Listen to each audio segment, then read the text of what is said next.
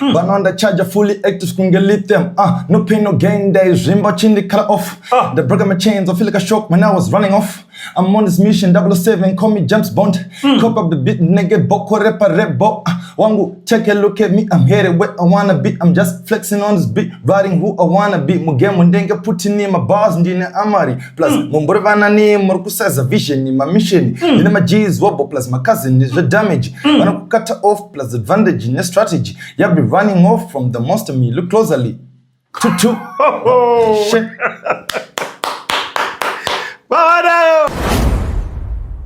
Zitandonzi KD Shaku. Rekubere kwa di Charles Mutara. KD Shaku. Yeah, KD Shaku. Right. At name. Okay. Yeah. Iti murangurezerere GT unozana GT wakakurira kuno kuchitungisa. Before music pamwe chitombosangana na locations. Okay. Tisata kutomboziyana kuti GT antazve music. Ndotosvika ma levels iwayo. All right. Ekutoitosana GT. Ndotosvika ma levels ekuita sema international artists like Casper Nyovest. Ndotomasvika ma levels iwayo mudare kuzadza ma stadiums pa show. Yeah. Doma levels and ndotosvika mudare. The family of Zimbabwe. Andinangu mashoka akawanda ekutaura. Mashoko andingori nawo ndingoti ngavambo pa music mukana. Vakateerera music vakambonzwawo sound. And then vanotudzoswa vanofunga pamusoro pe music. Because music handisi kuzvigadzirira inini mukuru. Ndizvozvo kugadzirira vanhu kuti vainzwe. So vanhu ndo vakufanira kumbondudzawo kuti okay mukomana chimboruwa wakadai. Chimboruwa wakadai. Okay. Kana kuti gadzisa pakadai. Gadzisa pakadai. All right. So that's my message to Zimbabwe. All right. Please musaregedze kutiudza zvamuno feel about music ya KD Shaku. If you listen ukanzwa song iri bo, yes, commentai.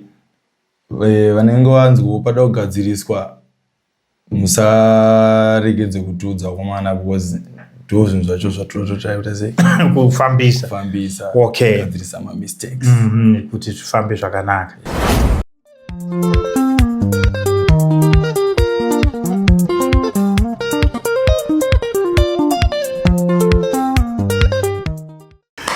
Right, makadiko muri Zimbabwe kumatima nenyika kwese kwamuri zita ndinonze DJ T1 tiri pano pa Teachcatch MTV apo patinobata nyaya dzakasiyana dzinoitika mumatunhu atigere pamwe chete neakatikomberedza. So ndofunga ndogara ndichitaura kuti aiwa inoi inhefenyuro ndiye vanhu ndiye vaimbi ma upcoming artists vachiri kusimukawo mune zvemumanzi. Tikuti aiwa kahuyai kuno tinge tichikwapaidza music yenyu tichiisawo pamasaisai muchizikanwawo nevairi vatatu kuti ninga anodai so saka tiri kuti platform inoi ndiye wanu. So thank you very much. So nhasi panapa ndine murume vandinaye panapa watinoda kunzwa kuti anomboita nezvei.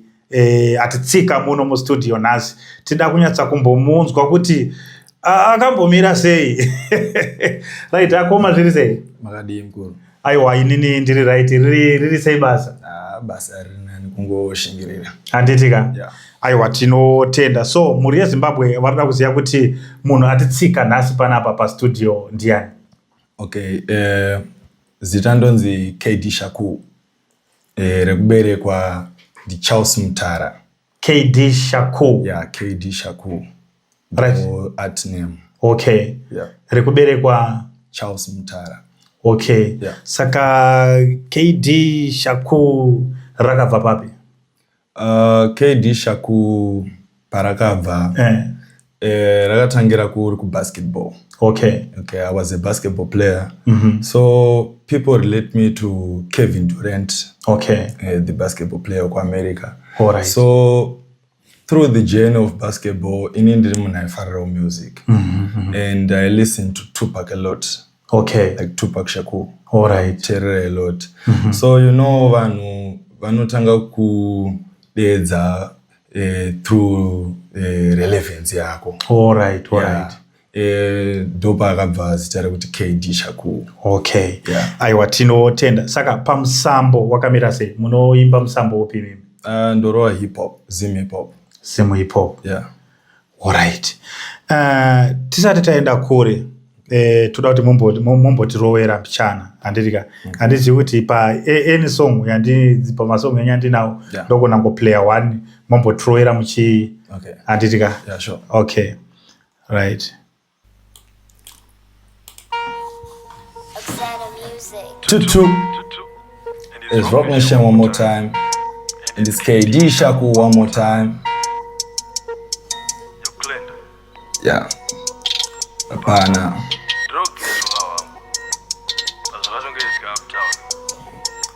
Let's go, guys. Okay. You know ndapinda uptown, dini zangu pa grind. Druma nemwe pombi ya ikila my guys. I just dropped the fuel and she kinda fell on my vibe. Alivunza jiwa you from Doba ku ghetto kujeshi. Doba ku downtown, ku downtown. Doba ku downtown, Doba ku downtown. Doba kwa seke, Doba kwa seke. Tutu mofu kwa seke, Chitunguza kwa seke. Okay, take a look at me in that downtown. Kona my G's, I know baku downtown. My guys, I know bira moto stepping on some folks on. Okamira bachi kona puff pass mama all night. Boys zile kwa seke, ati DJ eke. Barura ma play check, kuno to the sketch. Dobara my G's. Chifone la kisha, alpindi le jecha. Tapinda deep. Alright. She said she need to. Alright. Mama nzwa akaburi Zimbabwe muri kumudzwa ndiye mukomana vatinaye panapa zuva ranhasi. Tangoti mumbonzwa kuti aufa zvakamira sei, anobata sei. Ndobva kwaseke pam pam. Ndobva kwaseke pam pam. Okay. Alright. Saka kwaseke ndoka munobva here? Yeah, kwaseke ndoka ndobva mukuru kuchitungwiza kuno Born and Bred kunoko. Okay. Yeah. Aiwa, that's nice. Saka alright, chindiudzai mimi kuti zvemusic makazvitanga sei? Okay, music ndakaitanga through takagara zvedu nemafriends angu. We'd listen to my beats. Okay. All day takagara chinzwa my beats. Alright. And then tototanga ku freestyle tichita sese. So I had a passion yekuti indofarira music singaite. So handikwanise here kumbo try kunyora a song. Okay. Ndombo uritsa ndono chichinoitika. Okay. And then ipapo ndakatonyora song yangu and then vandanoirekoda.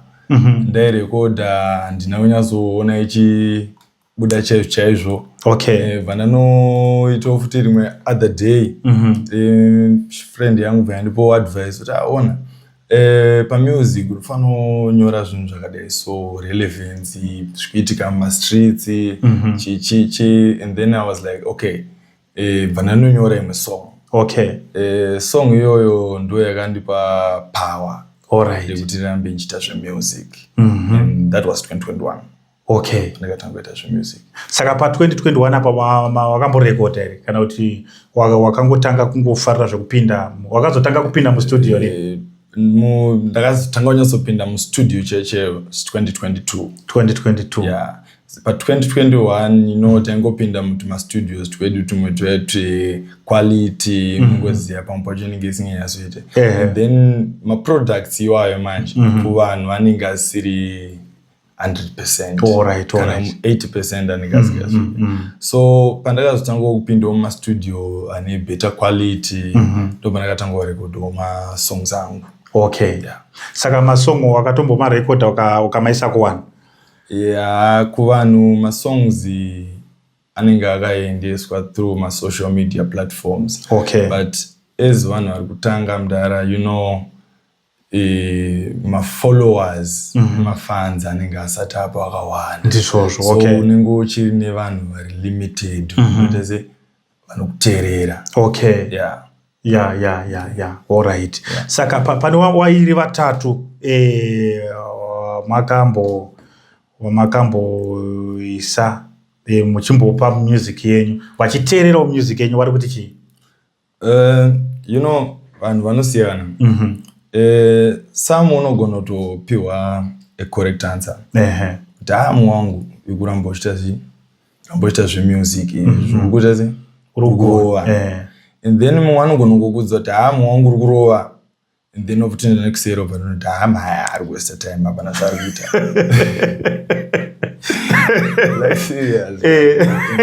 So zvinizvo tosangana nawo. Yeah, zvirimo muindustry. So it's also sema artists we accept everything.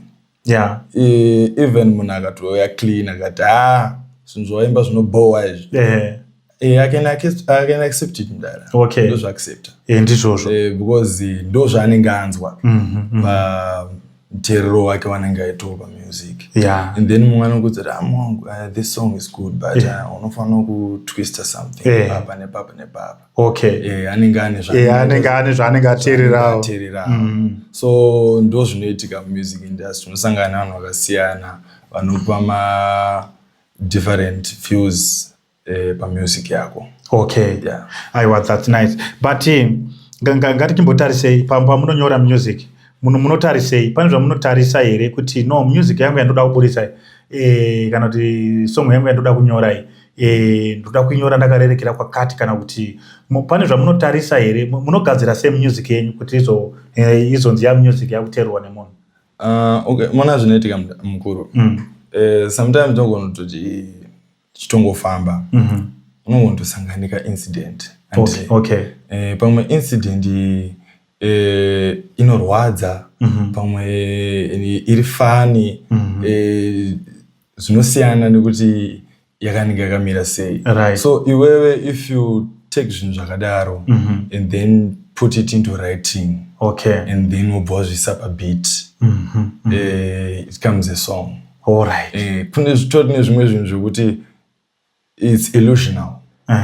Like ndakangogara ndotanga kutofunga about this tree. Ndototanga kutofunga nezvemuti. And then ndine story about muti iwoyo. Ndotoinyora pasi. Okay. Then chinhu chakuitika manje ndenda kufanira kuchiburitsa the picture about muti iwoyo. Okay. Kuti munhu achiunderstand kuti okay, first yautaura nezvemuti but muti waita sei. Anofanira kuzoinzwa. Okay. So ndo zvinoitika music mudara, zvimwe zvinenge zvitoitika, zvimwe it's illusional. Okay. And zvimwewo zvinhu zvekungoti zvangoitikawo. All right. Aiwa, ndinotenda. Saka kumba kwakamira sei, kune mhuri here kana kuti musati mane mhuri? No, still single. Okay. I'm still single. Kuna wekukama wakaita wana mama, wana mukoma, wana sisi, wariko. Yeah, wariko. Wanokutsigirai sei pabasa renyere music? Warikuzvitambirawo sei? Shout out to my grandma, my number one fan. Gogo vanondisembisa arambochita zvemusic. Ugona music yako inonakidza. Sometimes ungondosvika pamba vachitoridza music iyoyo vari padini. Iwo gogo. I just want to thank my gogo nekundipa power. Aditika. Aiwa, so thank you very much. Aiwa, tinotenda pane kasong kadamboridza panapa. Right, muri yeZimbabwe regai ndimbodai so shoma zvangu kaditika ndoda kumbokupai kasong akada kuti mumbokateerere monzwe kuti zvakamira sei. Ndo kakanzi Nhai Wangu. Waida kuzama kuda kuti chipo aiti Nhai Wangu. Okay, pa Nhai Wangu ndara ndaitaya kutaura about tine vanhu vatinogara nawo malocations wekuti iwo unongonoita dhiu rako anditi and then waita dhiu rako iwewe iye anouya at the back anditi akutanga kuudza vanhu kuti uya azoita kadhiri aisa mari pai muhomwe. Okay. Yeah, vanhu vanotaura vasina kuswera. So vanhuwo vanenge vachida kutsurwa. Okay. Saka ndo wamaitsura pana. Regai tinzwe kuti maivatsura sei.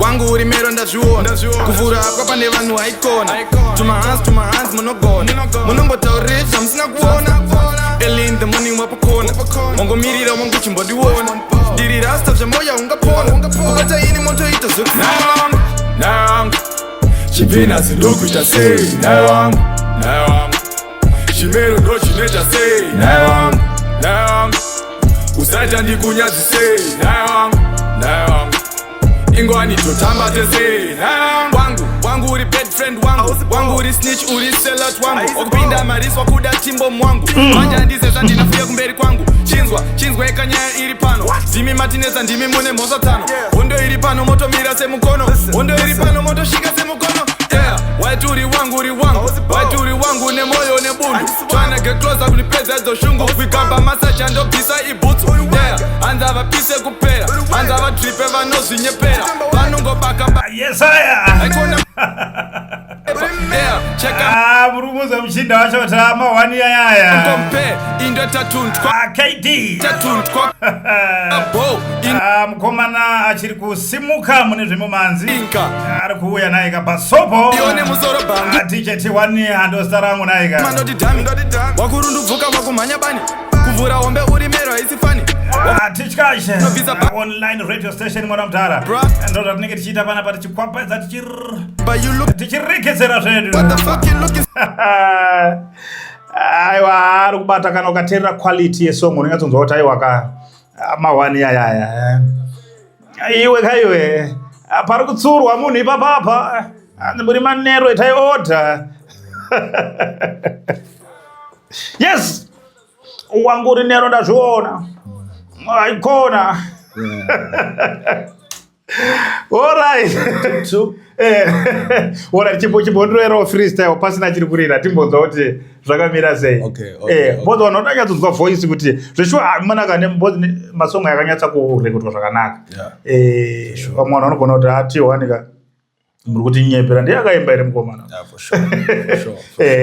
Okay, freestyle. Right. Two. Do signature mdara. Right. If you hear panongonzi two, maziwa KD shakuwa nengaripo. Right. Okay. Two. Rock Nation. Yeah, let me get it re-up, but gang chat done for. My G's a rap now, October 44. When I was starting, do I got a vibe up front. But on the charger, fully active, couldn't get them. No pain, no gain days. Rimba chin, the cut off. The broke my chains, I feel like a shock when I was running off. I'm on this mission, 007, call me James Bond. Cop up the beat, nigga, boko, rapper, rap, bo. Wangu, check a look at me, I'm headed where I wanna be. I'm just flexing on this beat, writing who I wanna be. Mugem, mundenga, putting in my bars, ndine amari. Plus, mumborevana ni murkusaza vision, ni my mission. Ndine my G's wobble, plus my cousin is the damage. Wanna cut off, plus advantage in your strategy. You'll be running off from the monster me, look closely. Two. Shit.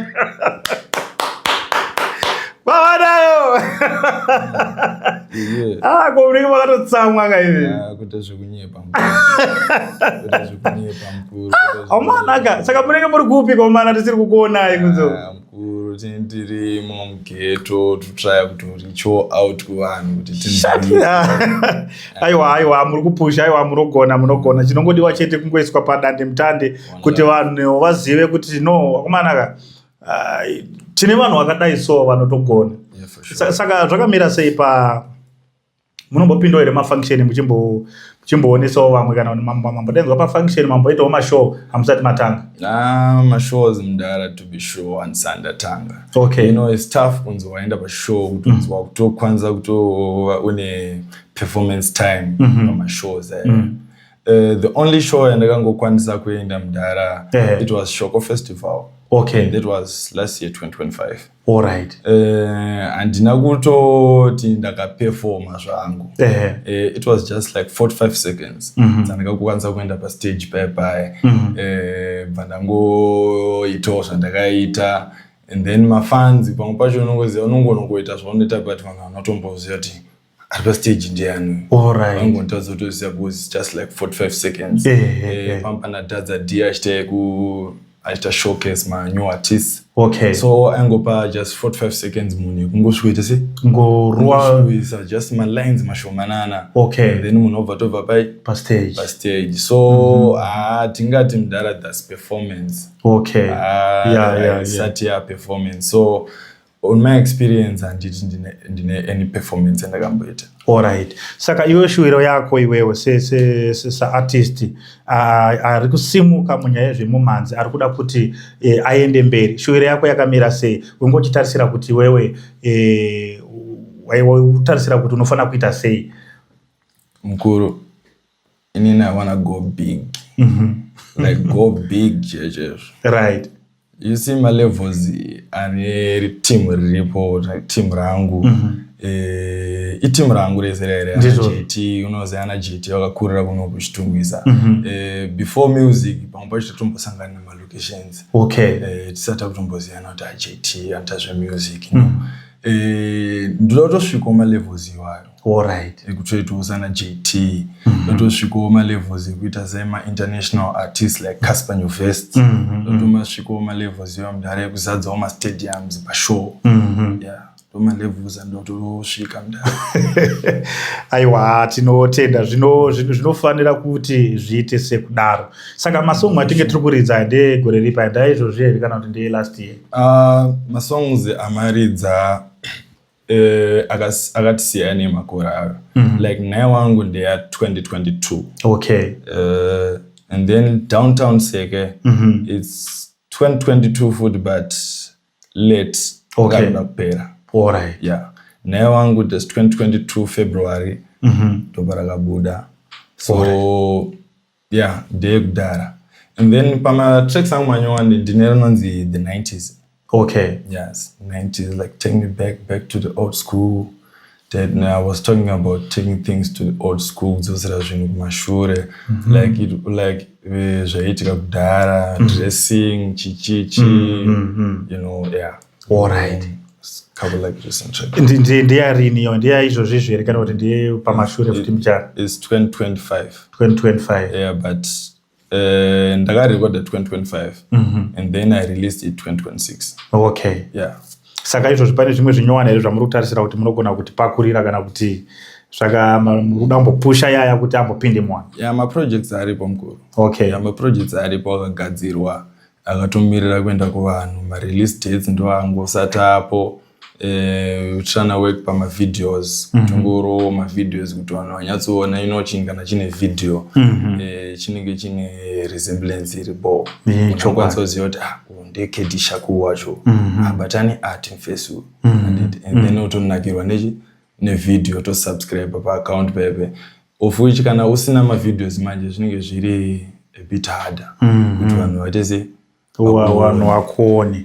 All right. Munorekodera kupi music yenyu? Ndakambotanganishana neanonzi Klenda. Okay. Oxano Music. And then now ndikushanda neanonzi DJ Panache. DJ Panache alikupi? DJ Panache, Anash Music. Ndiyo kuno kushitungwiza. Okay. Yeah. Anenge ari kuno kushitungwiza. Anorekoda masongs, akarekoda masongs akawanda zvake. All right. Yeah, arikuda masongs akawanda and some of them are hits. Yeah, like Now yangu ya Baga, Geva ya Baga, and is the #1 hitmaker with music. Yo, ndiye mwana ndakashanda naye pa my recent track the 90s. Okay. Yeah, and ndakashanda naye futhi mama tracks angu mama asata abuda. Okay. Yeah. Aiwa tinotenda. So thank you very much nekuuya kuno ku Teachkach. So nasi ku muri Zimbabwe iri kukuona yakakutarisai mashoko amuri kuda kuwasira ndiye kuti kudi pamusoro pe music yenyu kuti zvakamira sei, muda kuwasira mashoko ekuti chii? Inini ku the family of Zimbabwe handinangu mashoko akawanda ekutaura. Mashoko andingori nawo ndingoti ngavambo pa music mukana. Vakateerera music vakambonzwa sound. And then vanotudzoswa vanofunga pamusoro pe music. Because music handisi kuzvigadzirira inini mukuru. Ndizvo kugadzirira vanhu kuti vainzwe. So vanhu ndo vakufanira kumbondudzawo kuti okay mukomana chimboruwa wakadai. Okay. Kana kuti gadzisa pakadai. All right. So that's my message to Zimbabwe. All right. Please musaregedze kutiudza zvamunofeel about music ya KD Shaku. If you listen ukanzwa song iri bo, yes, commentai. Vanenge vanzwa pada kugadziriswa musaregedze kutiudza komana because Those zvacho zvatototaya kuti sei kufambisa. Okay. Kugadzirisa mistakes. Kuti zvifambe zvakanaka. Alright. So pane vamwe vanogona kusara vaine mibvunzo yekuti saka music ya KD inowanika pamaplatform api? Okay. Music ya KD Mdara inowanika pamaplatforms akaita seYouTube and then Spotify iripo futi. Pa YouTube Music inonzi Apple Music atisati apo. Okay. Yeah, atisati apo. And then Audiomack tiripo, SoundCloud tiripo.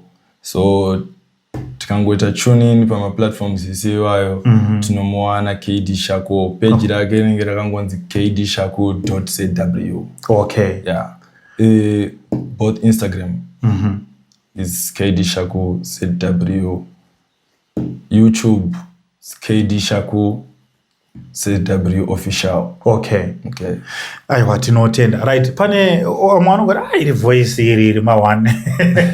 Ko wanoda kufeature ni wanoti inini KD Shako ndoda kuti ndimbofeature one makasununguka ere kushanda one wamwaimbi. Yeah, takasununguka mkuru. Takasununguka singaite kushanda na wamwaimbi because ndo way yatinotoita ukashanda nevamwe unonzwi kune vamwe icho kwari chakanakira collab ndikashanda nemi mkuru vanhu venyu ni vakutondinzwa wakutokunzwa vanhu vangu inini vakutokunzwa wakundinzwa so ndochi chakanakira chakanakira collab so ndoti kune manyu artists ungenini nevarimo mugame kudhara vari kunakirwa neart makolabhu ngatigadzire yakumana basa rove tumbure dance zvipapo. Alright, aiwa tinotenda mukoma KD Shako. So thank you very much. Nekuya ukuno tichikurukurawo nemi tichinzwawo kuti muri kuzvikwanisawo sei munyaya yacho yezvemumhanzi. So muri yeZimbabwe ndiye mukomana wetinge tichimbokurukura naye tango chachura tikataiwa timbomuisewo pamhepo mombomunzwawo zvishomawo zvaanodini zvaanobata saka so ndofunga mamanzwa so ngatisangane kucomment section kana vaimbi muchinge muriko kuno kuti kutokudai zvakasimba KD ngatisangane kucomment section iye anenge achiteererawo achinzwa kuti zvinhu zviri kufamba sei muri kuti kudii pamusic yake. So thank you very much, tinokutendai nekuramba muri pano paTichCatch MTV. So ndakundopendera chirongwa changu nekambo aka. You know ndapinda uptown dini zvangu pa grind Duma nemwe kombi ya ikila my guys I just dropped a few lines she kinda fell on my vibe Alivunza G where you from Dopa ku ghetto ku jeshi Dopa ku downtown Go downtown Dopa ku downtown Dopa ku downtown Dopa kwa CK Dopa kwa CK YouTube of kwa CK Jitunguzi kwa CK Take a look at me in that downtown Corner my G's, I know back to downtown My guys are no beat, I'm auto stepping on some force Watch me up, chikona puff pass, mama whole night Boys direkwa seke, atibishe eke Barura ma plane check, kuno to the zip Tocha barambijan, dobara majiza Chifone Kisha, up in the jeja Tapinda deep, zaka zika nyaya She says she need a real G, she intercooler aside Cause she got a boyfriend, binga pachikwama But the ghetto boys pay her with it, ain't no shit to go la Those we must kid is Jana kid, ghetto Gina tole mami Don't you worry, mochi game, mutano, dinika easy, smart, so can these guys, baji good, dini, ango